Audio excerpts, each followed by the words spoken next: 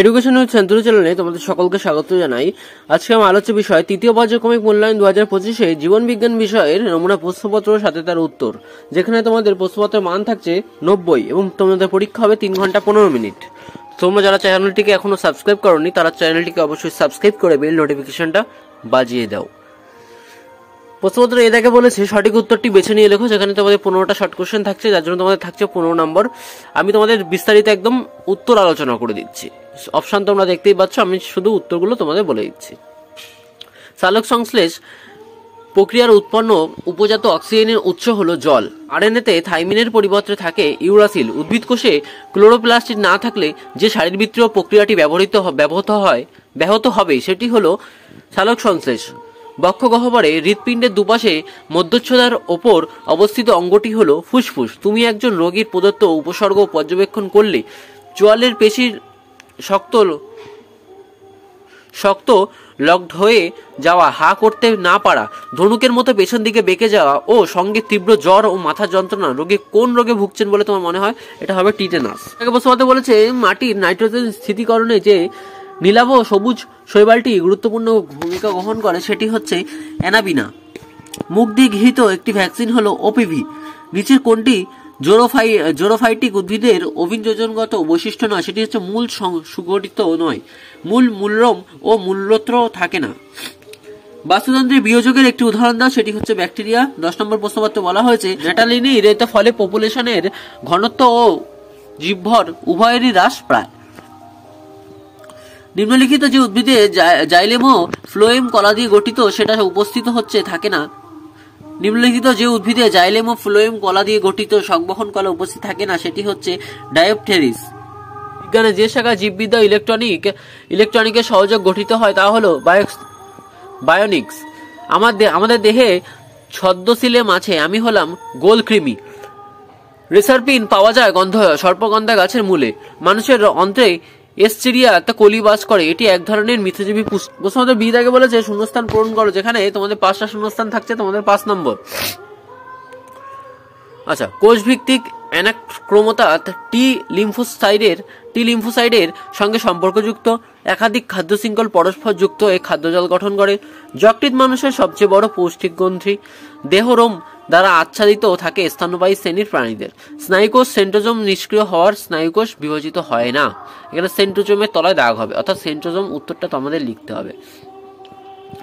আচ্ছা, সি দাগে বলেছে নিচের বিবৃতিগুলো সত্য বা মিথ্যা লেখো।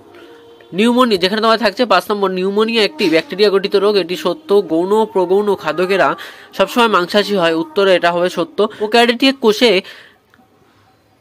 80S প্রকৃতির রাইবোজোম থাকে, উত্তর হচ্ছে মিথ্যা। পুনঃস্থাপন অযোগ্য প্রাকৃতিক সম্পদ হলো বন, উত্তর হচ্ছে মিথ্যা। কেঁচোর দেহে বদ্ধ সংবেদন দেখা যায়, উত্তর হচ্ছে সত্য। আচ্ছা, ডি জায়গায় বলেছে কয়স্তম্ভের সঙ্গে ক্ষয়স্তম্ভ মেলাও, যেখানে তোমাদের 5টা প্রশ্নের জন্য থাকছে 5 নম্বর। উত্তরটা দেখে নাও। কয়স্তম্ভের সঙ্গে ক্ষয়স্তম্ভ, ডিম্বাশয় হবে ইস্ট্রোজেন, ম্যালেরিয়া হবে স্ত্রী, অ্যানাফিলিক্স হ্যালোফাইট হবে শ্বাসমূল, কেঁচো হবে অ্যাডিলিডা, জাইলেম হবে ঊর্ধ্বমুখী পরিবহন, কঠিন ও যোগ কলা হচ্ছে অস্থি। 6টা আছে, তোমরা যে কোনো 5টা লিখবে। এটাকে প্রশ্ন মতে বলেছে নিচের প্রশ্নগুলি সংক্ষেপে উত্তর দাও, যেখানে তোমার 6টা প্রশ্নের জন্য থাকছে 6 নম্বর। সবচেয়ে বড় আকারে অ্যান্টিবডির নাম হলো আইজিএম। নিচের 4টি বিষয়ের মধ্যে 3টি বিষয় একটি বিষয়ের অন্তর্গত, বিষয়টি খুঁজে লেখো। মোট উৎপাদন শক্তি প্রবাহ হচ্ছে প্রকৃত উৎপাদন লিমিটের 10% উত্তর হবে শক্তি প্রবাহ। কিসমিস জলে ডুবিয়ে রাখলে এটা ফুলে ওঠে, এটি কি ধরনের অভিস্রবণ প্রক্রিয়া? এটি অন্ধ্র অভিস্রবণ প্রক্রিয়া। মস্তিষ্ক শুষ্ণাকাণ্ডের গহ্বরে কোন দেহতরল উপস্থিত থাকে? সেটা হবে সিএসএফ। ফিকাস বেঙ্গালেন্সিস বটগাছের বিজ্ঞানসম্মত নাম। এক্ষেত্রে কোনটি গণ ও কোনটি প্রজাতির নাম লেখো। গণ হচ্ছে ফিকাস, প্রজাতি বেঙ্গালেন্সিস। একজন ব্যক্তি রাতকানা রোগে আক্রান্ত, ডাক্তারবাবু তাকে কোন ভিটামিন সমৃদ্ধ খাবার খাওয়ার পরামর্শ দেবে? সেটা হচ্ছে উত্তর হচ্ছে ভিটামিন এ। যে কোনো 12টি প্রশ্ন উত্তর দাও, এখানে একটি প্রশ্নের মান 2 করে থাকছে, অর্থাৎ 12 × 2 = 24 নম্বর তোমাদের উত্তর দিতে হবে। ব্যাংকের রক্তে সাইট্রেট মেশানো হয় কেন? পিটুইটারি থেকে খরিত কোন হরমোন নেফ্রনে জলের পুনর্নির্বাসে প্রধান ভূমিকা নেয়? এর অভাবে কোন রোগ হয়? সালোকসংশ্লেষের কোন দশায় CO2 গৃহীত হয়? এই দশায় উৎপন্ন প্রথম স্থায়ী যৌগের নাম লেখো।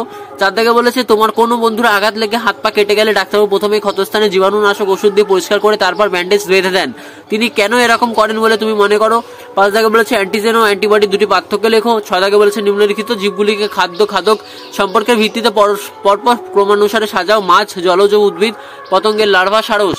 বোঝার সুবিধার্থে আমি এখানে 18টি প্রশ্ন দিয়ে দিয়েছি, তার মধ্যে তোমাদের কিন্তু যে কোনো 12টি প্রশ্নেরই কিন্তু উত্তর দিতে হবে। 7 নম্বরের প্রশ্ন বলেছে খাদ্যের যে কোনো দুটি বিকল্প উৎসের নাম লেখো। 8 দাগে বলেছে যে কোনো বিজ্ঞানী প্রথম ট্যাক্সোনমি শব্দটি ব্যবহার করেন। ট্যাক্সোনমির গুরুত্ব কি? প্রদত্ত রোগগুলি প্রধানত কোন কোন খনিজ মৌলের অভাবে ঘটে? এ হচ্ছে গলগণ্ড এবং বি কোন কোন গলগণ্ড, বি রক্তাল্পতা কোন কোন খনিজ মৌলের অভাবে ঘটে সেটা লিখতে হবে আমাদের। 10 দাগে বলেছে কোন উদ্ভিদ রেচন পদার্থ পাইন গাছের কাণ্ড থেকে প্রাপ্ত হয়? এর একটি ব্যবহার লেখো। 11 দাগে বলেছে সৌরবিদ্যুৎ ব্যবহারের একটি সুবিধা অসুবিধা উল্লেখ করো। সৌরশক্তির দুটি ব্যবহারিক প্রয়োগ উল্লেখ করো। 12 দাগে বলেছে একটি আরশোলাকে জলে ডুবিয়ে রাখলে কি ঘটতে পারে এবং কেন? চিকিৎসা বিজ্ঞানে জীববিদ্যা দুটি প্রয়োগ উল্লেখ করো। 14 দাগে বলেছে একবীজপত্রী ও দ্বিবীজপত্রী উদ্ভিদের মূল ও পাতার প্রকৃতির উপর ভিত্তি করে দুটি পার্থক্য লেখো। 15 দাগে বলেছে বৃক্ক থেকে নিঃসৃত দুটি হরমোনের নাম লেখো। 16 দাগে বলেছে নিম্নলিখিত এক্ষেত্রে কোন কোষীয় অঙ্গাণু অংশগ্রহণ করে প্রাণীকোষে? এতে কোষ বিভাজনের বেমতন্ত্র গঠন করো। 20 দাগ বলেছে উদ্ভিদ দেহে এতে ফুলের বর্ণ গঠন। 18 দাগে বলেছে সম্পৃক্ত অসম্পৃক্ত ফ্যাটি অ্যাসিডের দুটি পার্থক্য লেখো। তারপর জি দাগে বলেছে নিচে 6টি প্রশ্ন বা তার বিকল্প প্রশ্নের উত্তর দাও, অর্থাৎ 6টা প্রশ্নের সাথে তোমাদের বিকল্প প্রশ্ন আছে, তোমরা 6টা প্রশ্ন বা বিকল্প প্রশ্নের উত্তর দিতে পারো যেগুলো অথবা থাকে, অর্থাৎ তোমাদের 6টা প্রশ্নের উত্তর দিতে হবে যেখানে তোমাদের মান থাকছে 5 করে, অর্থাৎ 30 নম্বর। 1 থেকে বলেছে একটি অ্যান্টিবডির পরিষ্কার চিত্র অঙ্কন করে তার গঠন বর্ণনা করো, অথবা ডিপিটি ভ্যাকসিন কোন কোন রোগের বিরুদ্ধে সুরক্ষা প্রদান করে? দেহতরল দ্বারা সংক্রামিত একটি রোগের নাম। 2 দাগে প্রশ্ন মতে বলেছে বন সম্পদের দুটি গুরুত্ব লেখো। বৃষ্টির জল সংরক্ষণের যে কোনো 3টি উপযোগী পদ্ধতি উল্লেখ করো, অথবা তুমি প্রত্যাহিক জীবনে কিভাবে শক্তি সংরক্ষণ করতে পারো যে কোনো 3টি পদ্ধতি উল্লেখ করো। ভারতে বায়ু শক্তিকে কাজে লাগিয়ে বিদ্যুৎ শক্তি উৎপন্ন করা হয় এমন 2টি রাজ্যের নাম লেখো। 3 দাগে বলেছে প্রদত্ত প্রাণীগুলি কোন পর্বভুক্ত?